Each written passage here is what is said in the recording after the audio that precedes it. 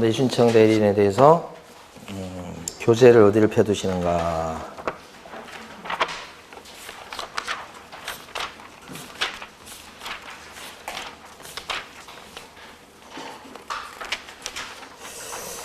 경매가 먼저 나와 있네요. 교재 158페이지 이번 시간에 경매 절차를 하도록 하겠습니다. 경매 절차가 우리 교재에 지금 나와 있는 게 거의 없어요. 그래서 제가 칠판에 써서 설명을 드립니다. 일단은 경매 신청. 경매를 붙이는 거예요. 첫 번째. 채권자가 경매를 넣고요. 그러면 법원에서는 이제 심사에서 경매 개시 결정을 하고 등기소에 부탁을 해서 경매 등기를 띄웁니다. 경매 등기가 되면 보통은 압류의 여력이 생겨서 이제 팔기 어려워질 수 있죠. 그리고 나서 이제 법원에서는 뭐 하냐면 채권자 중에 배당 요구해야 받을 수 있는 채권자들한테 배당 요구하라고 배당 요구해야 될 마지막 날을 정해서 공고를 띄웁니다. 그리고 나서 이제 팔 준비를 하죠. 매각 준비. 이거 이제 감정평가도 하고 막 그런 거 하는 겁니다. 그리고 나서 이제 매각 준비하고서 매각 공고를 띄웁니다. 매각 공고. 이렇게. 그러면 이제 공고를 띄우고 나서 2주 있다가 매각을 실시합니다. 매각 실시. 요거 2주 전에 공고를 하게 되어 있습니다. 그리고 매각을 합니다. 그 매각하는 그 날을 매각 기일. 이렇게 부르고. 자, 입찰 요 매각을 하는 방법은 세 가지가 있어요. 한날 한시에 모여서 하는 기일 입찰이라고 하는 게 있고. 그 다음에 한날 한시에 모여서 하는데 호가 경매라고 해서 원하는 금액을 불러서 하는 방법이 있고. 자, 세 번째는 뭐가 있냐면 기간 입찰이라고 해서 일정 기간 동안 접수를 받아갖고 입찰표를요. 한날 한시에 여는 방법이 있고.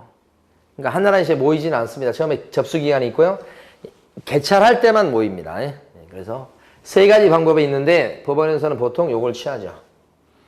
이때 이제 기일 입찰 방식으로 들어올 때는 보증금을 걸고 들어오는데 그게 보증금이 매수신청 보증금이라고 그래요. 그게 10%입니다. 그게 자기가 써낸 금액의 10분의 1이 아니고 최저가의 10분의 1을 걸고 들어온다. 요거죠. 거는 방법은 현금 받아주고 당연히 자기합수표 끊어와도 되고요. 지급이탁 계약 체결 문서라고 해서 경매 보증보험 증거를 갖고 와도 된다. 그래서 들고 이거 걸고 들어온 사람 중에 최고가를 쓴 사람을 찾는 겁니다. 최고가 매수하겠다고 신고하는 사람을 찾는다. 이 사람을. 그런데 그때 동시에 2등이지만 혹시 이 사람이 돈 안 내면 대신 낙찰 받아가겠다고 미리 신고하는 사람이 나올 수 있다. 그걸 차순위 매수 신고인이다. 이렇게 합니다. 2등을 정해놓은 경우가 있다. 그래 놓으면 이 사람이 혹시 돈 안 내도 이 사람한테 돈 내게 해서 낙찰 받아가게 하면 다시 경매를 할 필요가 없으니까 좋다. 그래서 예비적으로 이 사람을 정해놓은 경우도 있다. 다만 차이는 이제 문제는 뭐냐면 이 사람이 쓴 금액과 이 사람이 쓴 금액이 너무 차이가 나면 안 됩니다. 그래서 그건 이제 제도가 또 있죠. 근데 이제 아무도 안 들어오면 유찰이 됐다고 그래요.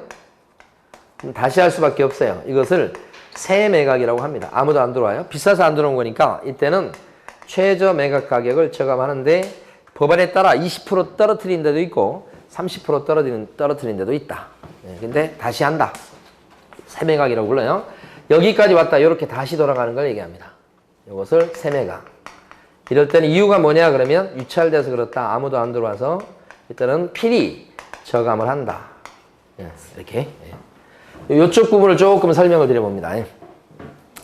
자, 요 집이 경매에 넘어가면 갑. 이 사람이 채무자이면서 소유자인 거예요.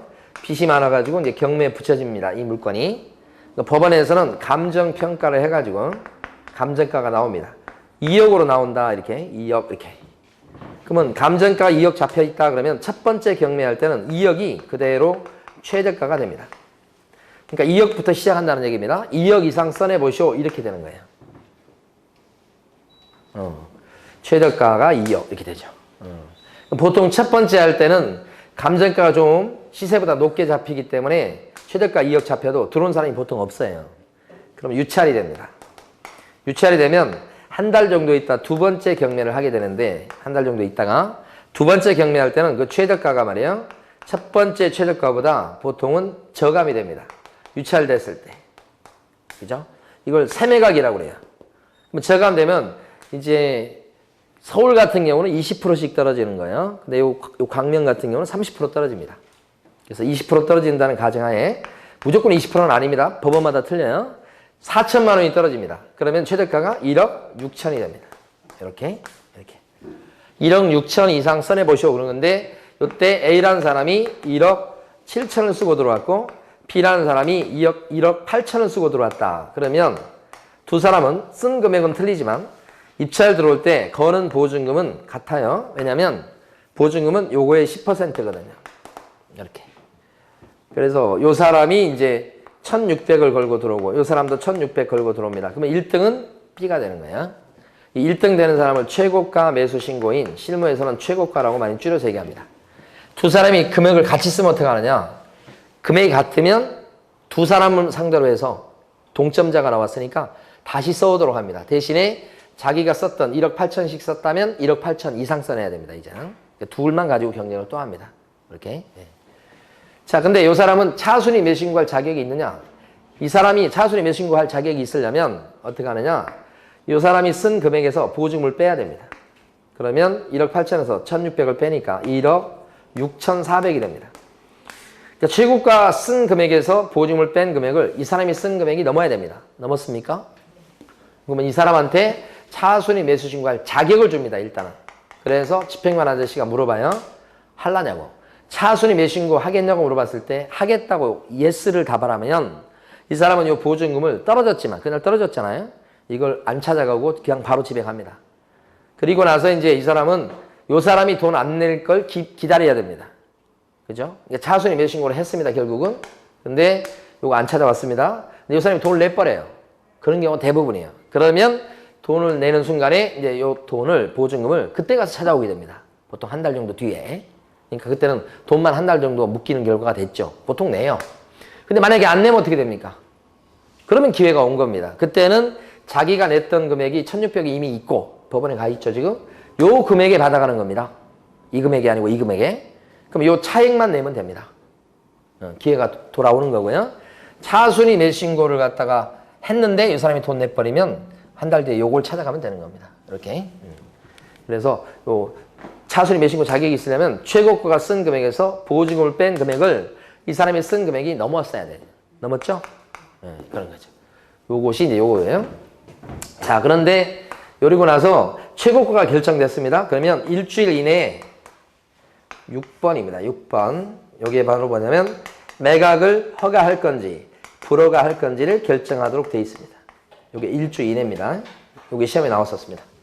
요 그날 허가할 건지 불허가할 건지를 결정하는 날을 매각 결정기일이라고 부릅니다. 결정기일요. 이렇게 매각 결정기일인데 이때 절차에 하자가 없으면 허가가 떨어지고요. 절차에 문제가 있을 때는 불허가 떨어지는데 대부분은 허가 결정이 납니다. 허가 나고 그 다음에 불허가 나고 이렇게 돼요. 절차에 문제가 있으면 이렇게 해야 되죠.